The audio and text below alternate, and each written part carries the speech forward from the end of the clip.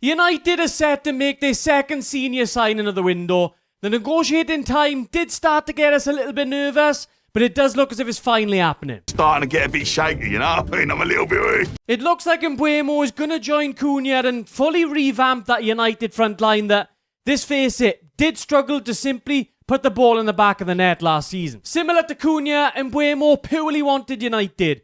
Not even Thomas Frank trying to entice him a little bit to Spurs could persuade him otherwise. Top spur? No. What's that? On the face of things, Mbeumo should slot right into that number 10 position on our right hand side and provide that attacking quality we've been so dearly missing. In this video, I'm going to dive in to see whether that's going to be the case or whether we should be worried about that XG over performance. As always, guys, drop a like if you enjoy the video, subscribe if you're new around here, and let's get into it. Okay, let's go. Mbeumo's strengths, first of all, and he obviously brings an absolute shed load of Premier League experience. His overall skill set has been compared to that of Mo Salah, and you can see why. Mbeumo is a little bit of a throwback United player. He brings plenty of direct, really purposeful running. Then he also brings a lot of defensive work rate with him as well. He also has the mentality to take a lot of the responsibility on his own shoulders as well. I remember a time when Tony was leaving Brentford and many people, including me, was questioning how are Brentford going to cope? What are they going to do without their talisman? Well, Mbeumo provided that answer plus more. He took over the responsibility, and him alongside Vissa last season, they absolutely struck fear into every Premier League defender. Mbeumo was able to play multiple different positions and multiple different roles as well. Like Cunha, he's very much suited to that Amorim system. The 3-4-3, having Mbeumo in that right 10. He's played there plenty of times before. I've got no worries about him playing there under Amorim. People questioning, saying that he's a winger. He would have slotted in. There's a reason why Newcastle wanted him. He would have slotted in their right wing position in the 4-3-3 as well.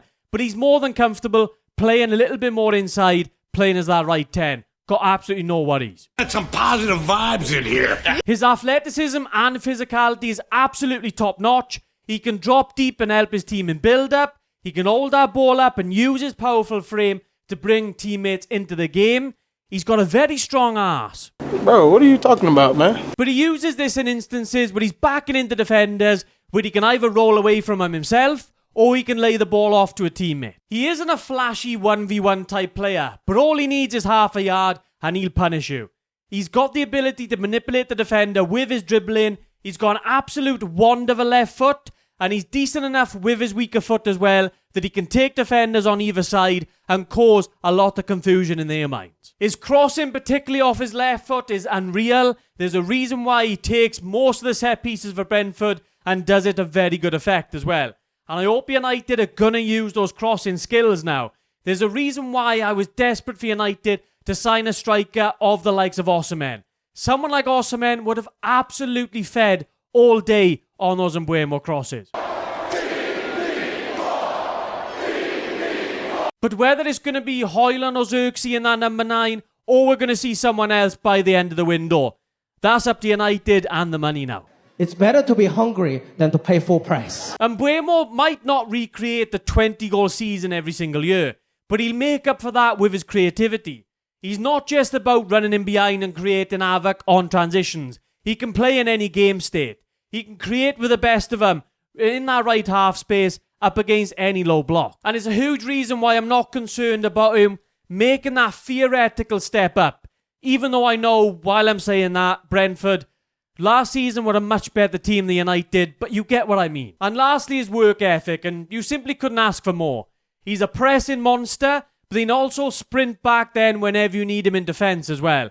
And he'll do this for the full 90 minutes. And it's a big reason why I think Amorim is going to absolutely love this guy. I think Amorim questioned the attitude of a few of the United players last season, but I can't see him doing that with Mbeumo. And simply put, if Mbeumo fails at United, then we might genuinely be cursed. How's that curse I cursed you with, Cursedy? In terms of any weaknesses of him, well, there's truly not many.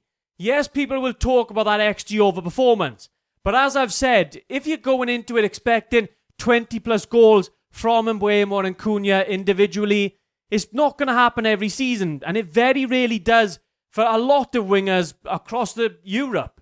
It's not a realistic target. But you've got to look and emphasise the collective. And I think that's what United are doing right now. Players like Cunha and Mbeumo can also create for others as well.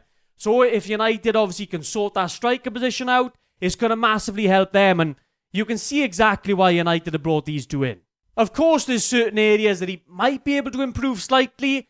Maybe he's shooting from certain angles. But overall, for 60 million, a guy entering his peak years, a guy with bags of Premier League experience, should be able to hit the ground running. I mean, United really do have a very, very good player on their hand. Another thing I want to address, and it can be seen as a little bit of a, not a weakness, but a downside to this deal. And people are saying that Mbeumo coming in is going to affect Ahmad negatively and his development. But I say this all the time. United seem to be the only club in the country that people don't look at it and go, you need quality squad depth. Whenever United sign someone, it's always, oh, where are they going to fit? What's going to possibly happen? I mean, you need that quality squad depth across your squad. If United can play more on the front foot, if they can pen teams really into their own half, then there's no reason why Ahmad and Mbeumo having that link up on the right-hand side, similar to what Brentford were doing with Mbeumo on their right-hand side, having people overlapping him, Mbeumo can go out wide sometimes. I mean, that's a dynamic that can really rejuvenate United's attack. So I'm looking forward to seeing those two playing together. I'm not worried at all about whether it's going to affect Ahmad's relationship, obviously his development. Again, this signing is as close to a guaranteed hit as you're going to see. If he was going to any other club in the country, I'd go and say, yes, a foregone conclusion, he's going to be a very, very good player for them. But with United's track record of signings in recent seasons, I still just can't bet my house on it just yet. With Cunha and Mbeumo both done though, it's hard not to get too excited at the minute. But will United look to get a striker or a midfielder in next? Let me know down in the comments down below, guys, what you would like to target. And also, let me know what you think about the Mbeumo deal. As always, guys, drop a like if you enjoyed the video, subscribe if you're new around here, and I'll catch you in the next one.